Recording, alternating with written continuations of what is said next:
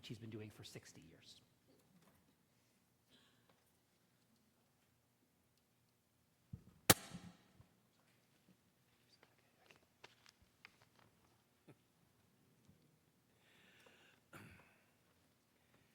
This Kol Nidre, I'm thinking of my father, Charles Bucholz, who over a century ago was brought from an Orthodox shtetl in Eastern Europe to New York's Lower East Side. He was only 9 years old and, of course, did not know English, but managed to get to high school, only to have to drop out after 2 years in order to support his parents.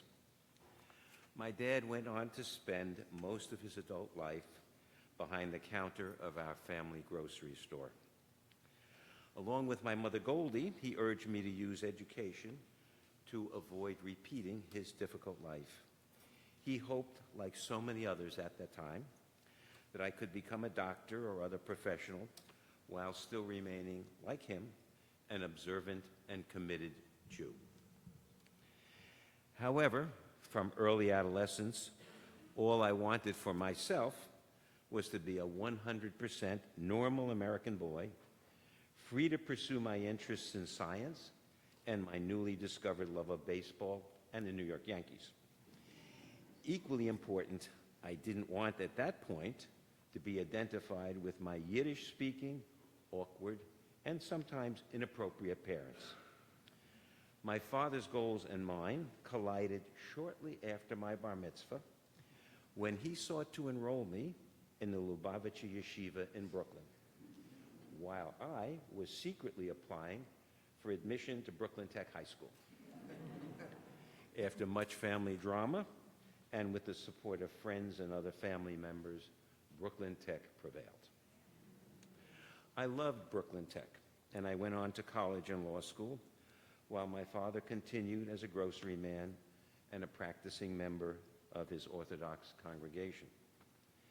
In those years, I needed to put some distance between my assimilated self and my Jewish roots, but I generally managed to spend a portion of the high holidays with my parents, attending Yom Kippur services with my dad at his Orthodox shul. He particularly loved the Yom Kippur Unetane Tokef prayer. He particularly loved the Yom Kippur Unetane Tokef prayer, which we read, which we'll read tomorrow, and he would have me follow the poetic liturgy as he pointed out each word with his index finger. Now, more than 5 decades after his death, I want to publicly acknowledge my regret in having, for many years, seriously undervalued my father for who and what he was. In my earlier years, puffed up and self-important as I was with my college and law school education, I often saw my father as being severely limited by his Orthodox beliefs, his interrupted high school, and his lack of exposure to a wider world.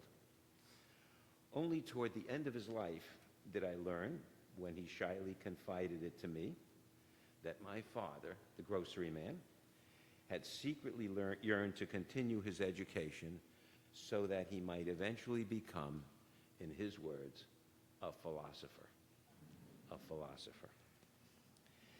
In the decades after his death, I gradually came to understand that the father I believed to be limited and narrow was in fact more sophisticated and worldly than I'd been able to recognize.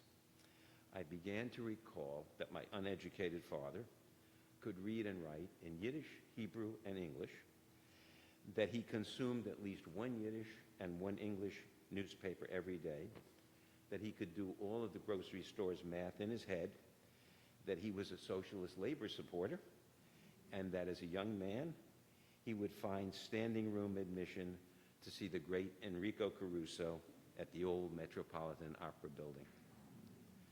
One of my fond boyhood memories was listening with my dad to such golden age of radio staples as the Jack Benny and the Fred Allen shows and our favorite Sunday afternoon mystery series, The Shadow.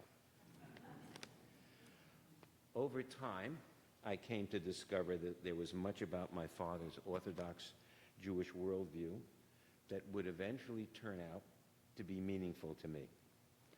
When my dear wife, Elise, and I moved to Hastings 40 years ago, we found a connection here at Temple Beth Shalom, thanks to the kind encouragement of Rabbi Schechter.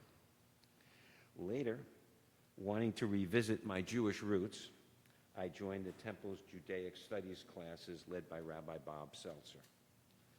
Over the years, those classes and the Temple's high holiday services helped me understand finally that despite my underappreciation of my father, he had in fact provided me with an intense and lasting exposure to the 3,000 years of history, beliefs, and values that I know today as Judaism.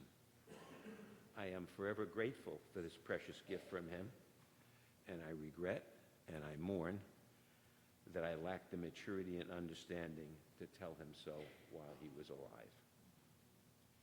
As a postscript, my favorite Jewish holiday is Yom Kippur, and my favorite prayer has always been Unatana Tokef. I wish you could hear that, Dad.